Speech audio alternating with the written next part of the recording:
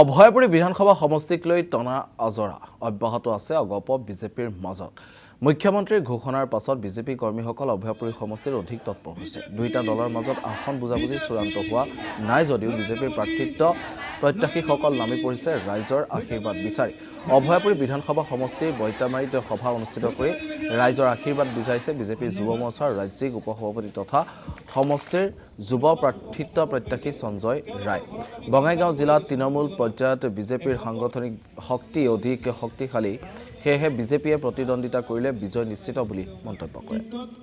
ভাৰতত তৃতীয়বাৰৰ কাৰণে চৰকাৰ গঠন হৈছে আৰু এই চৰকাৰ চলি আছে নে নাই?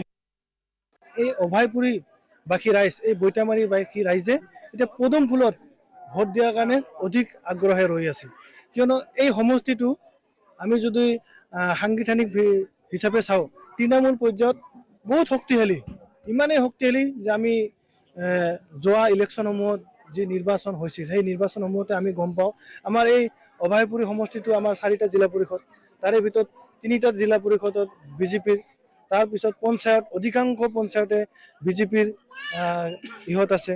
তো এনেকৈ ধৰণৰ তৃণমূল পৰ্যায়ত বহুত শক্তিশালী। আৰু যোৱা পৌৰসভা ইলেকশ্যনতো আপোনালোকে দেখাই পাইছে বঙাইগাঁও আৰু অভয়পুৰী একাক সংখ্যক গৰিষ্ঠতা পাই তাতে আমি পৌৰসভা 2খন পৌৰসভা আমি গঠন কৰিছোঁ। তো সেইকাৰণে আমাৰ যিখিনি ওপৰ মহলৰ যিখিনি আমাৰ সন্মানীয় আমাৰ মুখ্যমন্ত্ৰী ডাঙৰীয়া, সন্মানীয় আমাৰ দিলীপ শইকীয়া আসাম টক্স আপোচবিহীন অসম কণ্ঠ।